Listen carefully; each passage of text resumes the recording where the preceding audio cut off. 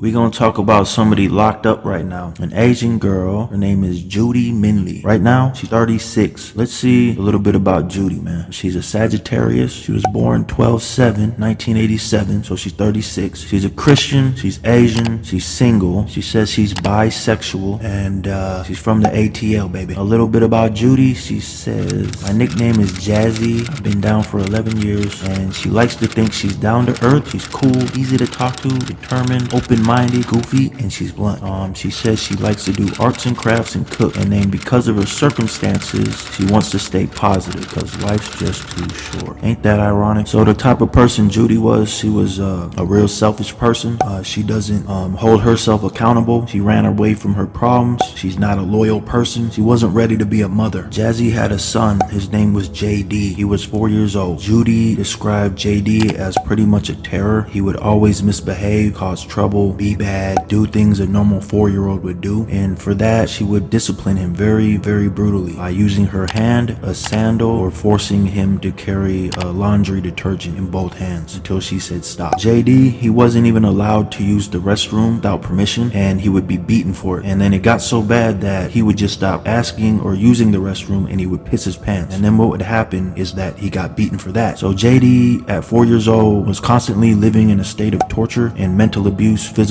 abuse. Ironically, Jazzy, she didn't work, so she spent all day watching JD, and they didn't have a good relationship. So it seems like the only attention JD ever got was when Jazzy would backhand him, beat him with the sandal, or force him to carry heavy objects until he passed out. So Jazzy, she lived with her boyfriend, James Robertson, and he was pretty much just as brutal to JD as she was. So JD's very last beating, Jazzy instructed that James put the fear of God into JD because her beating him was just not enough. So they did a tag team thing, WWE style, and here comes James tagged in with the sandal and put some work on JD. So James finished his job. They woke up the next day and Jazzy checked on JD. JD wasn't looking very well. He was very bruised up, lumped up, staring off into space. Jazzy got paranoid and she put JD in the bathtub, but JD wasn't responding. He was bruised up still, staring off into space, and she noticed that his eyes were starting to roll up in his head. Jazzy got even more paranoid and she went off to smoke a cigarette. James woke up and decided to check on JD. So when James saw JD, James screamed and hollered, picked up JD, brought him to the kitchen table, and tried to resuscitate JD. The cops were called, the ambulance came, and JD was taken to the hospital. Unfortunately for JD, 2 days later, the injuries were just too much. He passed away. In court, Jazzy tries to point the finger at everybody but herself. She tries to blame her mental health issues, she blames the state, and she blames her boyfriend James Robertson for delivering the final blows that ended JD's life. At the end of the trial, both James and Judy were both sentenced to natural life in prison. Rest in peace, JD.